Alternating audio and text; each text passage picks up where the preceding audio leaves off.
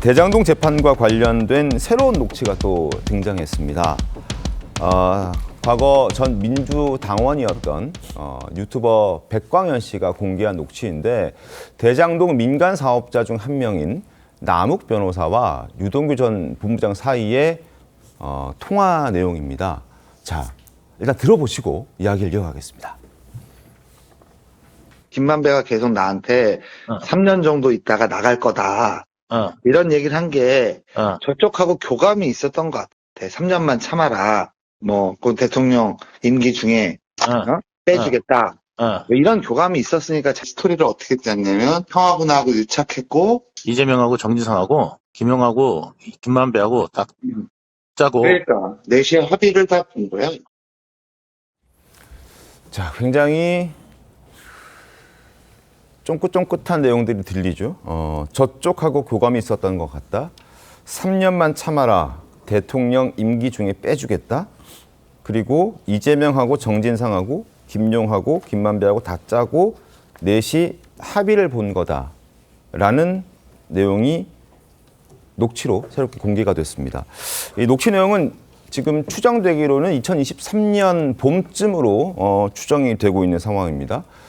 그리고 남욱 변호사가 최근 법정에 나와서 유동규 씨가 3년만 살면 된다 이런 얘기를 했다라고 얘기를 했었는데 그것과 완전 배치되는, 그러니까 3년만 살면 된다라고 말했던 사람이 유동규가 아니라 김만배였다는 것이 이 녹취로 확인이 되고, 그리고 이 녹취에 등장하는 인물들, 이재명 대통령, 그다음에 정진상, 김용, 그리고 김만배가 다 짰다. 어느 정도 교감이 있었다라는 내용을 유동규, 남욱 두 사람이 하는 이 통화가 어제 공개가 된 겁니다. 정원팀 어떻게 보셨습니까?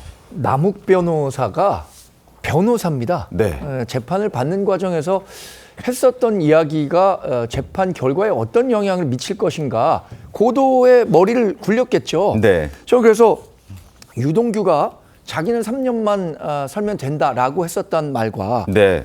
정작 2023년에는 그걸 김만배 씨가 했었다는 말과 어느 당시에 했었던 말이 국민들 듣기에 또 판사가 듣기에 정확한 말이었을까 생각해보면 간단하다고 생각합니다. 네. 지금 이렇게 이야기를 바꾸는 것은 딱 하나밖에 없습니다. 3년 전과 지금과 정권이 바뀌었기 때문이죠. 지금의 최고 권력자 이재명 대통령입니다.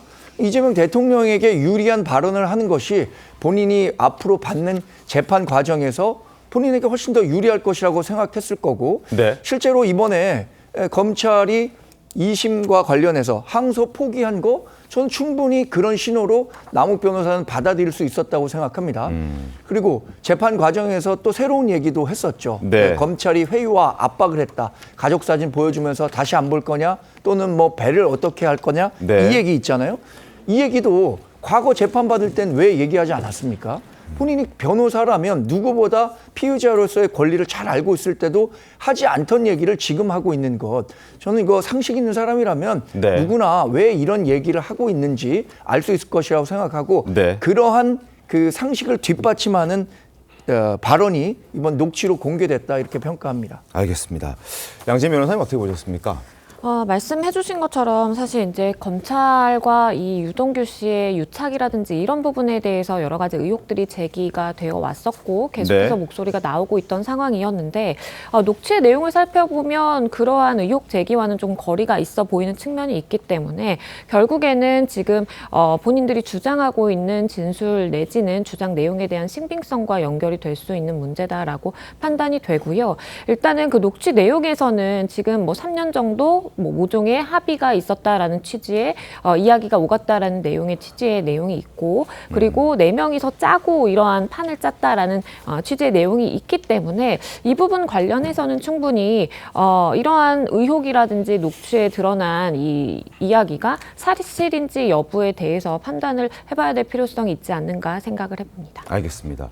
민주당은 지금 검찰과 유동규 씨가 유착됐다라는 주장들을 하고 있는 상황인데 어제 공개된 그 녹취록을 보면 이 저쪽과 유착된 어떤 합의가 끝난 사람은 유동규가 아니라 김만배였다는 주장도 지금 나오고 있어서 이 부분 한번 따져봐야 될 필요가 있을 것 같습니다. 자, 어쨌든 민주당이 제기하고 있는 검찰과 유동규 유착설 반박하는 증거라고 어제 백광현 씨는 이 녹취록을 공개하면서 설명했는데 민주당의 입장과 백광현 씨의 입장 다시 한번 들어보겠습니다. 유동규는 석방된 후에 나는 위로 떠넘겼기 때문에 3년이다. 3년만 살면 된다. 이런 이야기를 주위에 하고 다녔다는 거 아닙니까? 그다음에 당시 이재명 시장을 기소하기 위한 그 수타다. 그런 진술들은 나무기 하고 있습니다. 소위 그 모해 위증의 혐의가 지금 밝혀지고 있는 거거든요. 저는 민주당이 비판하고 재수사를 촉구해야 할 대상은 대장동 사업으로 수천억 원의 이익을 남기게 된 김만배입니다. 이를 부정하고 외면한다면 저 같은 평범한 국민은 민주당도 공범이라 의심할 수밖에 없을 것입니다. 자, 민주당이 지금 비판해야 될 대상은 검찰이나 다른 사람들이 아니라 김만배 씨다라고 백광현 씨는 얘기하고 있습니다. 조윤선 변호사 어떻게 보셨습니까? 참 시점이 애매하네요. 지금 항소 포기가 이루어지고 난 다음에 네. 2023년 녹취가 지금 공개가 되고 있습니다. 기존의 진술을 뒤엎는 듯한 그런 진술이 공개가 되고 있는 것이 네. 시점으로 굉장히 의아하다, 이상하다라는 생각이 들고 2023년이면 아직까지 이재명 대통령이 당선되기도 훨씬 전입니다. 그 당시는 윤석열 전 대통령 당시였고요.